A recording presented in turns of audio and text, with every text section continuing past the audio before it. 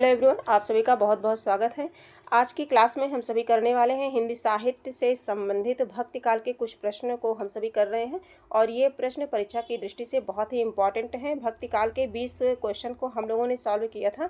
20 प्रश्न हम लोग कर लिए थे। जैसा कि जान रहे हैं कि ये 1 लाइनर क्वेश्चन है और ये यूपी, टीजीटी, पीजीटी हिंदी से संबंधित समस्त प्रतियोगी परीक्षा के लिए बहुत ही इम्पॉर्टेंट प्रश्न है ये।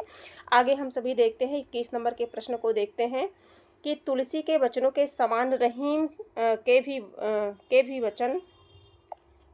के वचन भी हिंदी भाषी भूभाग के में सर्वसाधारण के मुंह पर रहते हैं। पुनः क्वेश्चन को पढ़ना चाहूँगी।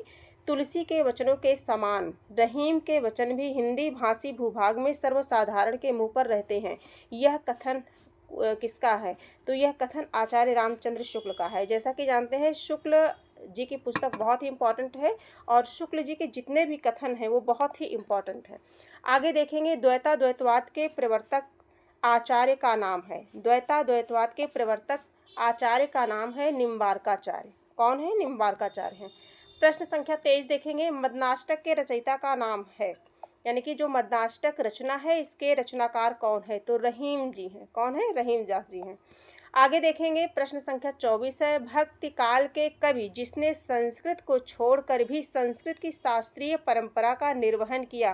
तो ये गोस्वामी तुलसीदास जी हैं। गोस्वामी तुलसीदास जी की 12 प्रामाणिक रचनाएं हैं। कवितावली, दोहावली, जो है विनय पत्रिका और बरबई रामायण, जो है रामचरितमानस इत्यादि इनकी जो रचनाएं हैं बहुत ही इम्पॉर्टेंट हैं। आगे हम सभी देखेंगे,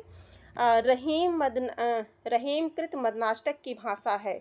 मदनाष्टक जो है रहीम की रचना है और इसकी भाषा पूछी गई है, तो इसकी भाषा जो है खड़ी बोली है। आगे हम सभी देखेंगे, खेप कौतुकम रचना किसकी है? तो ये भी रहीम दास जी की रचना है। कृष्ण के साथ राधा की महानता किस संप्रदाय की विशेषता है? तो ये सनकादि संप्रदाय की विशेषता है। कृष्ण के साथ राधा की महानता, ये जो है सनकादि संप्रदाय की विशेषता है।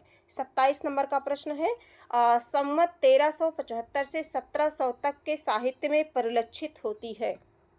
तो ये है 13, यानी कि भक्ति भावधारा। भक्ति भावधारा, देखिए प्रश्न को किस तरह से घुमा के पूछा गया है। 1375 से 1700 के समय को पूछा जा रहा है कि ये कौन सा समय था, उस समय कौन सी धारा जो है दिखाई पड़ रही थी, परिलक्षित हो रही थी। तो ये है भक्ति धारा, यानी कि भक्ति काल का समय था। आगे हम सभी देखेंगे, ओम जय जगदीश हरे की आरती की रचना है। ये आरती किसने? श्रद्धाराम फिल्लौरी ने है। ठीक है, इनकी आरती है। 29 नंबर का प्रश्न है, हिंदी का भक्ति काल बाहरी आक्रमण की प्रतिक्रिया है। यह कथन किसका है? बहुत बार आप सभी ये पढ़े होंगे और कई बार ये परीक्षा में पूछा भी गया है। हिंदी का भक्ति काल बाहरी आक्रमण की प्रतिक्रिया है, तो यह कथन आचार्य शुक्ल जी का है। आगे हम सभी देखेंगे, रामानुज के श्री संप्रदाय में उपासना होती थी, तो किसकी होती थी? विष्णु की होती थी। आगे देखेंगे, 31 नंबर का प्रश्न है, अलवार महिला संत हैं। महिला संत पूछा जा रहा है कि अलवार महिला संत कौन है? तो आंडाल है। आगे, गंग कवि का जन्म स्थान है। तो गंग कवि का जो जन्म स्थान है वो इटावा है। क्या है? इटावा। ब्रह्म संप्रदाय का प्रवर्तक, तो ब्रह्म संप्रदाय का प्रवर्तक मध्वाचार्य को माना जाता है। 34 नंबर का प्रश्न है, सखी संप्रदाय को कहा जाता है, यानी कि सखी संप्रदाय को और किन नाम से जाना जाता है? तो हरिदास संप्रदाय के नाम से जाना जाता है। हनुम चरित का रचयिता, हनुम चरित रचना है और इसके रचनाकार का नाम पूछा जा रहा है, ये रायमल पांडे हैं। 36 नंबर के प्रश्न को देखेंगे, भ्रमर गुफा के लिए दूसरा उपयुक्त नाम है। तो दूसरा उपयुक्त नाम है ब्रह्मरंध्र। ठीक है। आगे हम सभी देखेंगे, 37 नंबर के प्रश्न को देखेंगे, राधा वल्लभ संप्रदाय का प्रवर्तक, तो हित हरिवंश को माना जाता है। 38 नंबर का प्रश्न है, बरबई नायिका भेद का रचनाकार जो है रहीम को माना जाता है, यानी कि रहीम की रचना है बरबई नायिका भेद। 39 नंबर का प्रश्न है, सूर कबीर दोहावली जैसे ग्रंथ रामचरितमानस पद्मावत देन है, यानी कि ये सभी किस काल के हैं? तो ये भक्ति काल की है। ठीक है, किसकी देन है? भक्ति काल की देन है। आखिरी प्रश्न है इस क्लास का, यानी कि 40 नंबर का प्रश्न है, विभिन्न मतों के आधार पर हिंदी में भक्ति काव्य की शाखाएं मानी जाती हैं।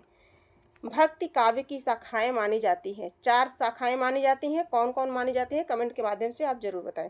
इसी तरह से क्लास पाने के लिए प्रियंका हिंदी अकेडमी चैनल को लाइक, सब्सक्राइब करना ना भूलें। आज के लिए इतना ही, हम फिर मिलेंगे, तब तक के लिए धन्यवाद।